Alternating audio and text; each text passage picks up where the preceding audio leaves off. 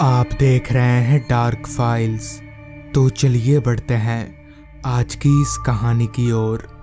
उस दिन सुबह से ही बारिश काफी तेज बरसे जा रही थी, जिस कारण मैं काम पर भी नहीं जा पाया। घर पर बैठे बैठे मैं काफी बोर हो रहा था, मगर किया भी क्या जा सकता था। फिर जब बारिश रुकी तब तक अंधेरा हो गया था, जिस पर मैंने सोचा क्यों ना मोहन काका की चाय की दुकान पर सभी दोस्तों के साथ जाया जाए और बैठकर कुछ देर गप्पे लड़ाया जाए।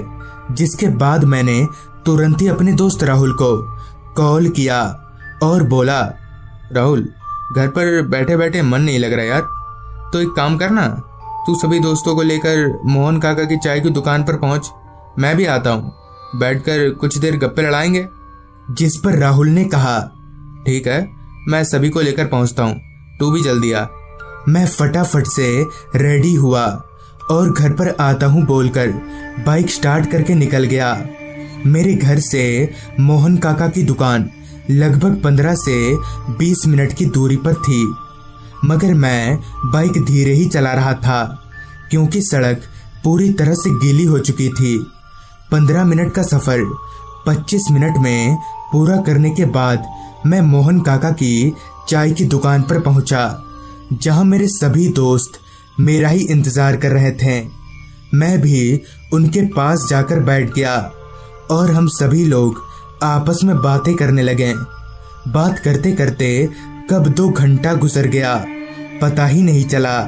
जिसके बाद राहुल ने कहा, यार अब हमें घर चलना चाहिए और रात भी काफी हो गई है।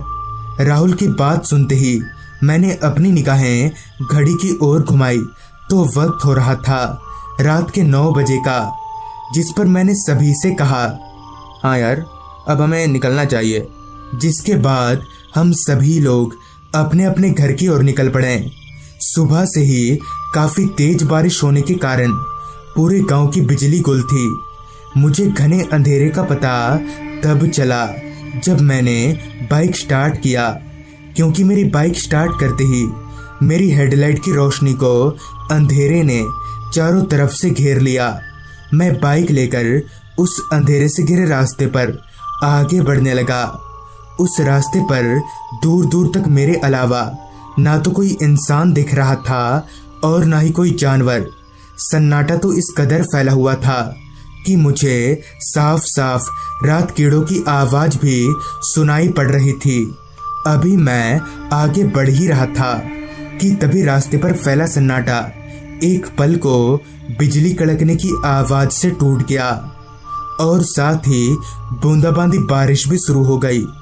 बारिश में भीगने के डर से मैंने बाइक को थोड़ा स्पीड कर दिया। अभी मैं बाइक भगा ही रहा था कि तभी अचानक से मेरी बाइक के सामने एक औरत आ गई। मैंने ब्रेक मारकर बाइक रोकने की बहुत कोशिश की, मगर बाइक रुकी नहीं और उस औरत को टक्कर मारते हुए नीचे गिर गई। उस औरत को इस तरह से रास्ते के बीचों बीच आता देख मैं काफी गुस्सा हुआ और उससे कुछ बोलने के लिए जैसे ही पीछे पलटा तो मेरे होश उड़ गए। दरअसल वो औरत वहां थी ही नहीं। मैंने अपनी नजरों को इधर उधर दौड़ाया, मगर वो औरत मुझे कहीं नहीं दिखी। मगर ऐसे कैसे हो सकता है? मैं अभी अभी उस औरत से टकराकर नीचे गिरा था, तो वो औरत गई तो गई कहाँ। खैर मैंने अपना बाइक उठाया और स्टार्ट करके आगे बढ़ने लगा। गिरने के कारण मेरे सारे कपड़े खराब हो चुके थे और मेरी बाइक पर भी अच्छा खासा डैमेज हुआ था। अभी मैं आगे बढ़ ही रहा था कि तभी किसी ने पीछे से मेरे कंधे पर हाथ रखा। वो हाथ बर्फ से भी ज्यादा ठंडा था, वो भी इतना ठंडा कि मेरा कंधा एक पल को सुन्न पड़ गया था। तभी मैंने तिरछी नजर से जब उस कंधे की ओर देखा तो मेरे होश फाख्ता हो गए। दरअसल मेरे कंधे पर एक औरत का हाथ था। मैंने झट से बाइक रोका और जब पीछे पलटकर देखा तो मेरे कंधे की तरह ही मैं सुन्न पड़ने लगा और मेरा पूरा शरीर अंदर ही अंदर कपकपाने लगा। दरअसल ठीक मेरे पीछे वही औरत बैठी हुई थी जिससे थोड़ी देर पहले टक्कर खाकर मैं गिरा था। उस औरत की शक्ल मौत से भी ज्यादा डरावनी थी। उसकी पूरी शक्ल में कीड़े रेंग रहे थे। उससे पहले कि मैं उसे कुछ बोल पाता, उस औरत ने एकदम से मेरा गला पकड़ लिया और टान कर मुझे रास्ते के किनारे एक पेड़ के पास ले आई और एक भारी सी आवाज में कहा, तू भी मरेगा आज। उस औरत के इतना बोलते ही उस पेड़ के ऊपर से एक रस्सी का फंदा लटकाया। उस औरत ने मुझे एक हाथ से उठाकर मेरे गले को उस फंदे में फंसा दिया और दूसरी तरफ की रस्सी को खींचने लगी। अभी मैं उस फंदे से लटककर मरने ही वाला था कि तभी वहां एक आदमी आ पहुंचा, जिसे देखकर वो औरत एकदम से गायब हो गई। उस औरत के गायब होते ही वो रस्सी भी छूमंतर हो गया और मैं धड़ाम से जमीन पर जा गिरा, जिस पर उस आदमी ने मुझे सहारा देकर उठाया और कहा, जल्दी मेरे साथ चलो वरना वो तुम्हें मार देगी। मैं भी बिना कुछ सोचे समझे उस आदमी के साथ चलता बना। थोड़ी दूर चलने के बाद वो आदमी मुझे एक घर के भीतर ले आया। देखने से तो वो घर काफी पुराना सा लग रहा था। मैंने मदद के लिए 2-3 बार घर पर कॉल भी किया, लेकिन मेरे फोन में नेटवर्क नहीं आ रहा था। मुझे काफी परेशान और डरा हुआ देख उस आदमी ने कहा, डरो मत, कुछ नहीं होगा। जिस पर मैंने कहा, वो औरत कौन थी और मुझे क्यों मारना चाहती थी? जिस पर उस आदमी ने कहा, वो औरत एक चुड़ैल है और वो तुम्हें नहीं बल्कि अकेले में किसी को भी पाकर मारने की कोशिश करती है। इस पर मैंने कहा, मगर क्यों? सभी ने उसका क्या बिगाड़ा है? जिस पर उस आदमी ने कहा, इसके पीछे एक बहुत लंबी कहानी है। मेरे पूछने पर आगे उस आदमी ने बताया, आज से 12 साल पहले इस गांव में एक पति पत्नी रहा करते थे। पत्नी काला जादू और डायन विद्या सीखा करती थी, जिससे वो सभी गांव वालों को काफी परेशान किया करती थी और छोटे बच्चों की बलि देती थी। उसका पति राजू भी उसके इस काम में मदद करता था, लेकिन ये बात एक दिन सारे गांव वालों को पता चल गई, जिसके बाद गांव वालों ने गुस्से में आकर उन दोनों को उसी पेड़ में फांसी से लटका दिया और मारने के बाद उनकी लाश को चील कौओं को खाने के लिए जंगल में फेंक आए और तब से उनकी आत्मा वहीं भटकती रहती है। उस आदमी से इतना सुनने के बाद मेरे जहन में एक सवाल दौड़ने लगा कि उस चुड़ैल ने इस आदमी को कुछ क्यों नहीं किया। मैं इस सवाल को ज्यादा देर तक अपने मन में रख नहीं सका और मैंने उस आदमी से कहा, आप कहाँ रहते हैं? आपका नाम क्या है? और उस चुड़ैल ने आपको कुछ क्यों नहीं किया? इस पर उस आदमी ने कहा, मेरा नाम राजू। उस आदमी के इतना बोलते ही मेरे शरीर में वापस से करंट दौड़ने लगा और उसके इतना बोलते ही मुझे मेरे सारे सवालों का जवाब मिल गया कि तभी उस आदमी ने एक भारी सी आवाज में कहा, हाँ, मैं वही राजू हूँ जिसे गांव वालों ने 12 साल पहले मार दिया था। अब उस आदमी का चेहरा पूरी तरह से बदल चुका था। उसके चेहरे पर भी कीड़े रेंगने लगे थे। मैं उठकर जैसे ही दरवाजे की तरफ दौड़ा कि तभी धड़ाम से दरवाजा खुला और दरवाजे के बाहर वही चुड़ैल खड़ी थी। मैं अपने आप को मरा हुआ मान ही चुका था कि तभी मुझे बाहर से काफी शोर शराबा सुनाई पड़ने लगा, जिसके आवाज से वो चुड़ैल और वो भूत हवा में धुआं होकर कहीं चले गए। मैं भागकर जैसे ही बाहर निकला तो मैंने देखा कि मेरे सारे दोस्त और घरवाले एक साथ में इधर ही आ रहे हैं। फिर मुझे पता चला कि काफी देर तक घर नहीं पहुंचने के कारण मेरे दोस्त और घरवाले मुझे ढूंढते ढूंढते मोहन काका के दुकान तक जाने लगे, जहां उन्हें उसी पेड़ के पास मेरी बाइक गिरी हुई मिली, जिससे उन्हें पता चल गया कि मेरे साथ हुआ क्या है और इस तरह से मेरी जान बच गई। तो दोस्तों, ये थी आज की कहानी। अगर आपके पास भी ऐसी ही कोई कहानियां हैं तो मेरे साथ जरूर शेयर करें। तो मैं आर्यन जल्द ही मिलूंगा आपसे ऐसी ही एक कहानी के साथ। मैं, सुंदर और विशाल, हम तीनों बचपन के दोस्त हैं। हालांकि विशाल हमारे गांव का नहीं था, मगर मैं और सुंदर हम दोनों एक ही गांव के थे। हम तीनों का खाना पीना, उठना बैठना सब एक साथ में ही होता था। एक बार की बात है, उस दिन विशाल का जन्मदिन था। पहले जब हम छोटे थे तब उसके घर वाले उसका जन्मदिन दिन में मनाते थे और शाम होने से पहले पहले खाना पीना सब कुछ निपट जाया करता था। मगर पिछले 2 सालों से ऐसा नहीं हो रहा है। पिछले 2 सालों से विशाल का जन्मदिन रात में मनाया जाता आ रहा है और ऐसा कोई साल नहीं जब मैं और सुंदर हम दोनों विशाल के जन्मदिन में ना शरीक हुए हों। तो इस बार भी हमारा जाना बनता ही था। लिहाजा मैंने और सुंदर ने अपना अपना साइकिल निकाला और शाम के तकरीबन 6 बजे तक हम लोग निकल पड़े विशाल के गांव की ओर। विशाल का गांव हमारे गांव से थोड़ा दूर था, इसलिए हम शाम को ही निकल गए। घर वालों ने पहले ही चेतावनी दे दी थी कि अगर लौटने में ज्यादा रात हुई तो विशाल के घर में ही रुक जाना। मगर हम घर वालों की बात कहाँ सुनने वाले थे। खैर, कुछ ही देर में हम लोग विशाल के घर पहुंच गए। ऐसा नहीं था कि हम सिर्फ 2 लोग ही उसके दोस्त थे। वहां पर उसके गांव के काफी सारे लड़के मौजूद थे। धीरे धीरे सारा कार्यक्रम शुरू हुआ और रात के 9 बजे तक खत्म भी हो गया। विशाल के घर पर अब सिर्फ हम 2 दोस्त ही मौजूद थे। हम ये सोच रहे थे कि अब क्या करना चाहिए, घर के लिए निकलना चाहिए या फिर आज की रात घर वालों की बात मानकर विशाल के घर में ही रुक जाना चाहिए।